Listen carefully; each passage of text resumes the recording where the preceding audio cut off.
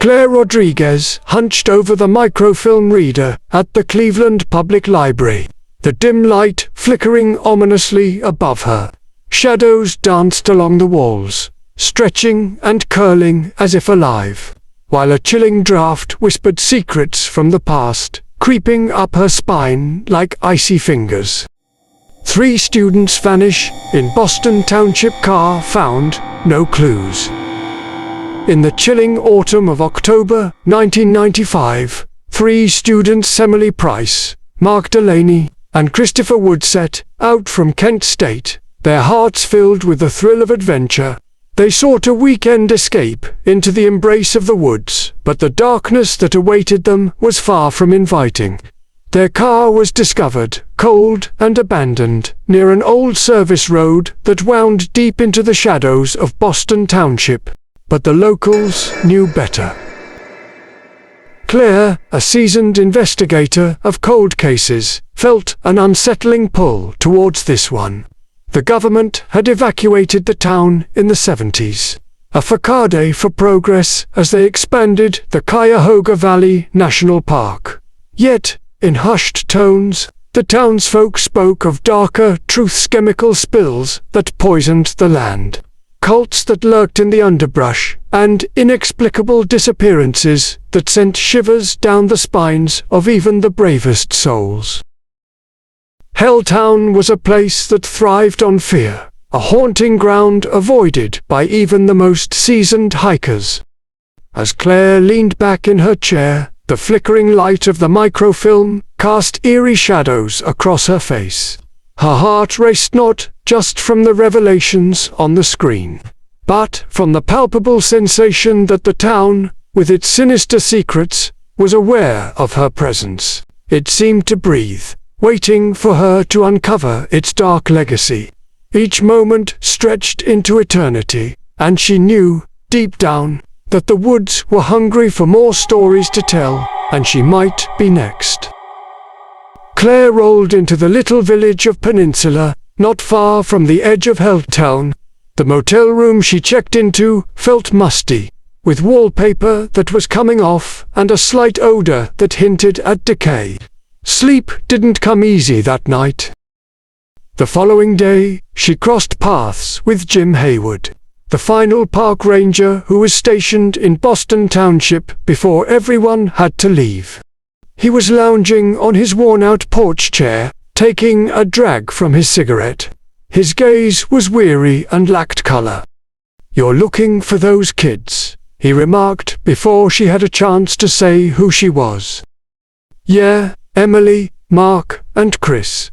You were the last one with them," she replied. He gave a slow nod. They wanted directions to the old church. Chasing some excitement, mentioned they heard about Helltown on the radio. "I warned them to stay clear of the barricades." "Why not?" Claire questioned. He gazed at the trees. "It just doesn't feel right.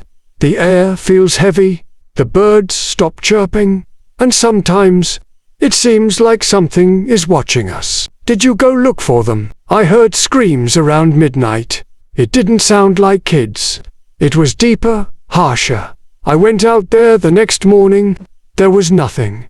Just some tire tracks that just ended. Like the forest just took them." Later, back in her motel room, Claire replayed the audio. Amid Jim's voice, hidden beneath the static, she picked up on something else.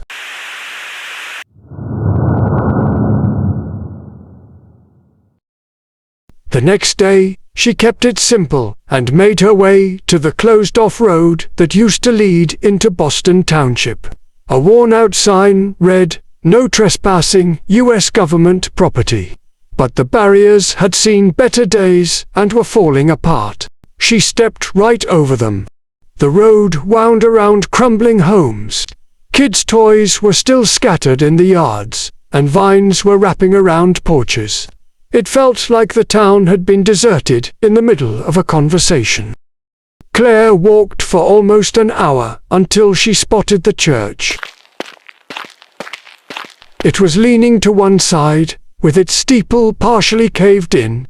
The front doors dangled loosely from their hinges. Inside was gloomier than it should have been. Even with sunlight streaming through the shattered stained glass, the first thing that hit her was the smell, heavy, metallic, like blood mixed with something decaying. She turned on her recorder. "This is Claire Rodriguez, reporting from inside the Helltown church. No signs of recent activity here." Then she felt a thud beneath her feet.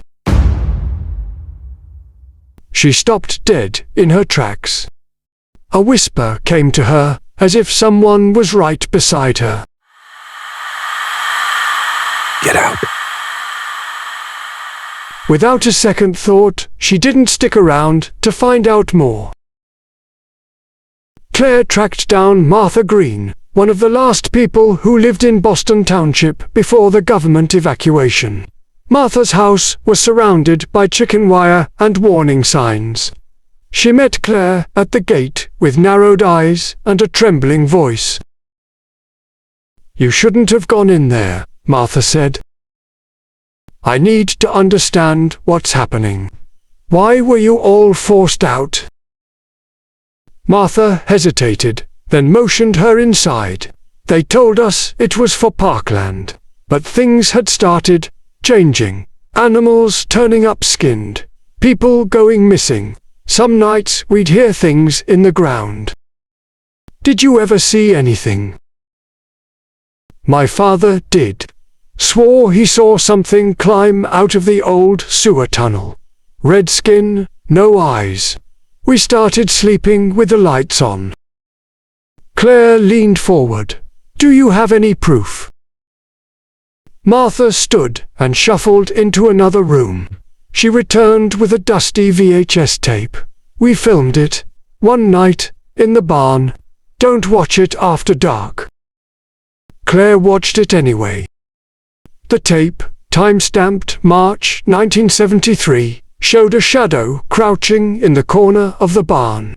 The camera zoomed in slowly. It turned. Its face had no skin. Its mouth opened wide. Too wide, then the footage cut out. Behind her, something tapped the motel room window. But she was on the second floor.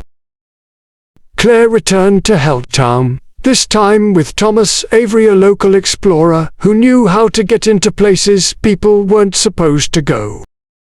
They entered a collapsed tunnel behind the church, once part of the old waterworks. The air was thick with mildew. The walls were etched with strange symbols. Claire recognized one from Martha's Bible, a protection rune. "These weren't here by accident," Thomas muttered. They descended for what felt like hours. The tunnel widened into a chamber filled with bones. Not just animal bones. Human children, maybe. Claire felt bile rise in her throat. Then they heard movement. Not footsteps. Scraping.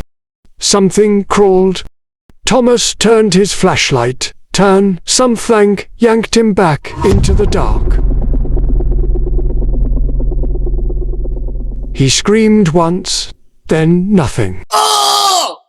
Claire ran, heart pounding, feet slipping in the filth. Something was behind her.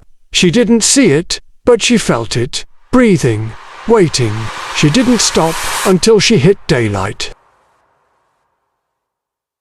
Claire sent her story to 5 editors, but none responded. Her blog went offline and her emails stopped working. Remote wiping of her hard drives followed. Unbeknownst to her, 2 men knocked at her motel door, threatening to publish her work without permission. They seized her laptop, recorder, and VHS tape. Frustrated and scared, Claire attempted to leave town but faced obstacles, including a dead car battery and overbooked accommodations. She also sensed whispers in the walls. Her dreams revealed unsettling images of an underground tunnel and a twisted, skinless face. Days later, Claire Rodriguez was reported missing on July 21, 2023. and her rental car was found near Helltown Church with keys still in the ignition. Inside her motel room, police found a torn notebook entry. They are not ghosts, but possibly buried alive, as the notebook mentions.